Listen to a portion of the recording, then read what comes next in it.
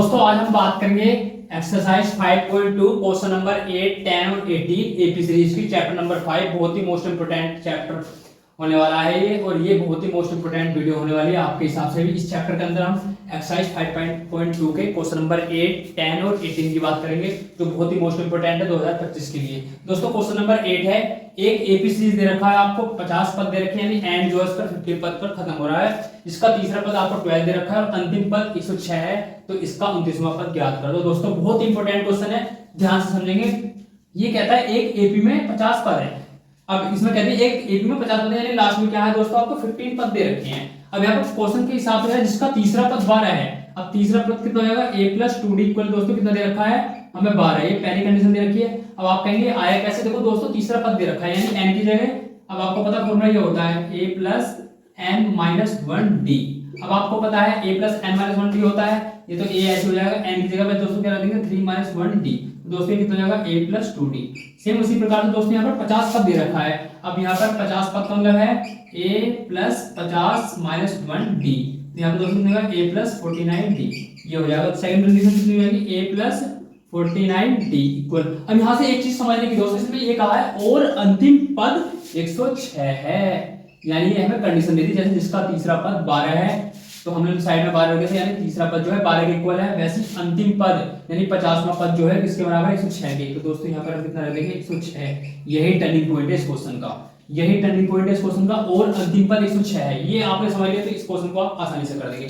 अब दोस्तों हमारे यहाँ पर दो इक्वेशन बन गई। अब आपको पता है आप सब्स्टिट्यूशन मेथड लगा दो या एलिमिनेशन यानी प्रतिस्थापन विधि लगा दो या विलोपन विधि, आपकी मर्जी है। यहाँ पर दो समीकरण बन गए a + 2d। अब मैंने दोस्तों यहाँ पर सब्ट्रैक्ट कर दिया, मैंने ऐसे समझो इक्वेशन सेकंड को इक्वेशन फर्स्ट से माइनस कर दिया, ये चीज समझो। यहाँ पर a + 49d हो जाएगा दोस्तों, माइनस का साइन हो जाएगा क्योंकि मैं दोस्तों घटा रहा हूँ, इक्वल दोस्तों कितना हो जाएगा 106 - 12, क्योंकि मैंने इक्वेशन 2 को इक्वेशन 1 से सब्ट्रैक्ट कर दिया, क्या कर दिया घटा दिया।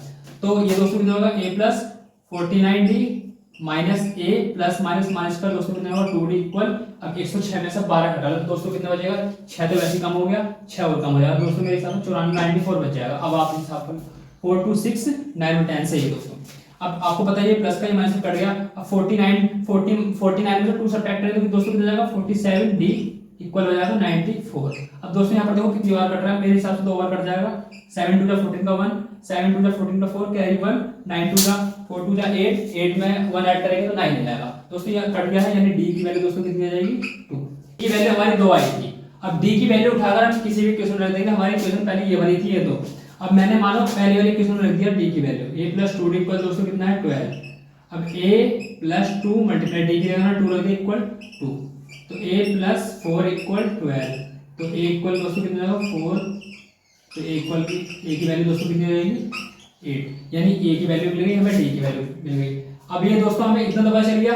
अब ये कहता है इसका 29वां पद ज्ञात कर दो। अब यहाँ पर दोस्तों 29वां पद आया, मैंने बताया था nवां पद आ जाए लिखा हुआ तो आप formula an equal a + n - 1d लगाएंगे। अब डायरेक्ट मैंने क्या होती है 29वां पद कह दिया, यानी कम हो जाएगा 1, तो a + 28d। मैंने आपको बताया था एक ट्रिक से, अगर 29वां पद पूछा जा रहा तो 1 कम हो जाएगा 28 हो जाएगा, 15 पूछा जाएगा तो 14 हो जाएगा।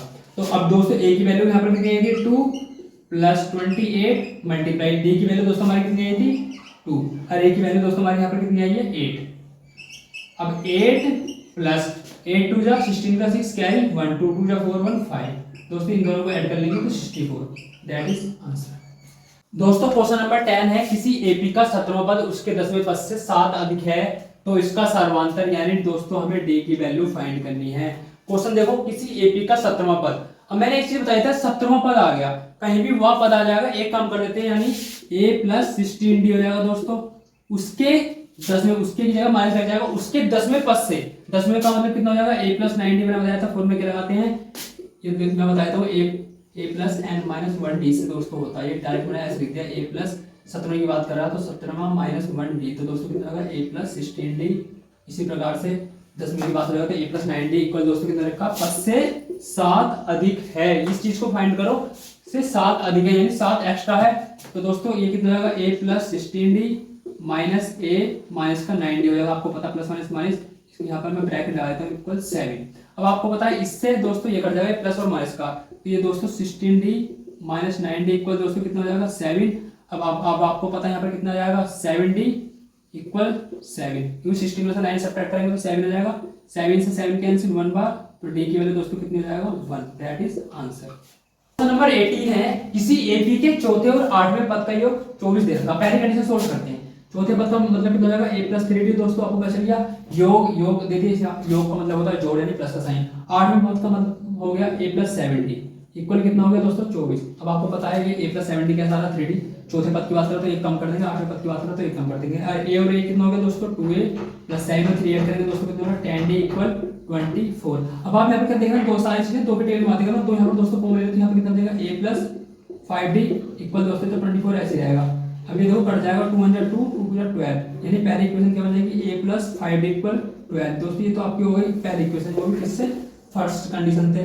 और दोस्तों ये निकालते हैं सेकंड कंडीशन क्या कह रहा, यदि छठे और 10वें, छठे का दोस्तों कितना जाएगा a + 5d प्लस 10वें पद का कितना जाएगा a + 9d इक्वल कितना दे रखा है दोस्तों 44 दे रखा है। और a और a कितना हो गया दोस्तों 2a + 9 में 5 ऐड करेंगे तो 14d इक्वल दोस्तों कितना होगा 24।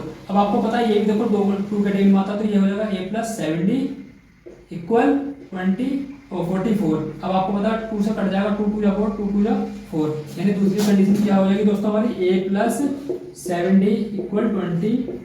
दोस्तों ये हो गई हमारी इक्वेशन नंबर सेकंड। अब आपको पता है सब्स्टिट्यूशन मेथड लगा दो या एलिमिनेशन यानी प्रतिस्थापन विधि, या आप लगा सकते हैं प्रतिस्थापन विधि या विलोपन विधि, ठीक है। अब ये कह रहा है a + 7d, दो इक्वेशन बन गई। अब आपको पता है किसी इक्वेशन से एक का मान निकाल लो, आप जैसे कैलकुलेशन करना चाहते हो वैसे कर लीजिए। जैसे a + 5d है, अगर मैं इक्वेशन सेकंड को इक्वेशन 1 के साथ सब्ट्रैक्ट कर दूं, क्या कर दूं दोस्तों मैं सब्ट्रैक्ट कर दूं, तो बन जाएगी बात, देखो बन जाएगी a + 7d माइनस, अब इस वाले को मैं सब्ट्रैक्ट कर रहा हूं तो यहाँ पर ब्रैकेट लगा देता हूं a + 5d इक्वल। अब जब दोस्तों सेकंड में से मैं सब्ट्रैक्ट करूं तो सेकंड कितना है 22 है और फर्स्ट कितना है दोस्तों 12 है, ये मैंने सब्ट्रैक्ट कर दिया। अब आपको पता है a + 7d, ये माइनस हो जाएगा a plus minus 5d equal ये कितना हो जाएगा दोस्तों 10। आपको समझ में आ गया, 22 में से 12 सब्ट्रैक्ट करेंगे तो इससे ये कैंसिल। अब 7 में से 5 गया दोस्तों कितना बचा 2d इक्वल 10, 2 5 जा 10, यानी d की वैल्यू दोस्तों कितनी आ गई 5। अब एक चीज आपको पता है जब किसी एक की वैल्यू पता चलेगी तो आप किसी भी इक्वेशन में रख सकते हैं। मानो दोस्तों मैंने पहले इक्वेशन में रख दिया, पहले में रख दिया तो ये क्या है a + 5d इक्वल 12, ये पहली इक्वेशन दे रखी थी।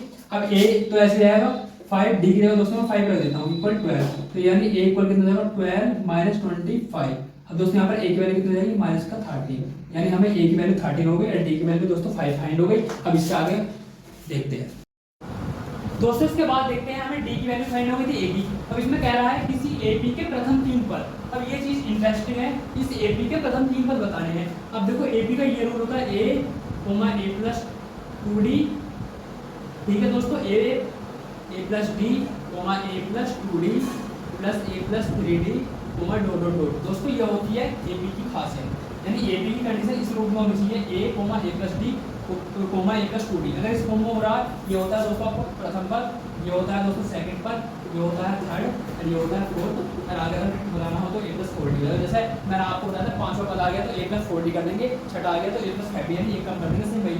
तो इसी में ये कह रहा है किसी AP का प्रथम 3 पद ज्ञात करो। अब दोस्तों हमारे a और d की वैल्यू आई थी, उसका यूज है यहाँ पर। a की वैल्यू दोस्तों कितनी है -13, यानी पहला पद तो हमें पता चल गया, अब सेकंड पद बताना है। अब a की वैल्यू दोस्तों कितनी -13 और d की वैल्यू दोस्तों हमारी कितनी निकली 5। यहाँ पर वैल्यू मैं पुट करता रहूंगा।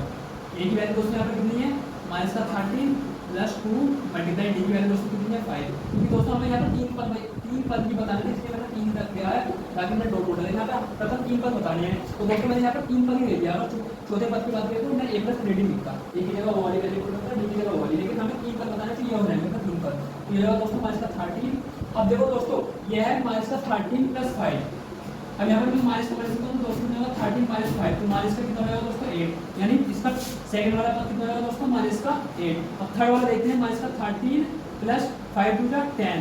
अब -13 मैं 10 सब्ट्रैक्ट करता हूँ, माइनस को मिलेगा 13 - 10, दोस्तों कितना जाएगा -3, कितना जाएगा दोस्तों -3। यानी मतलब हमारा जो AP के 3 पद है वो कौन कौन से हैं 13, -8, -3, दैट इज आंसर।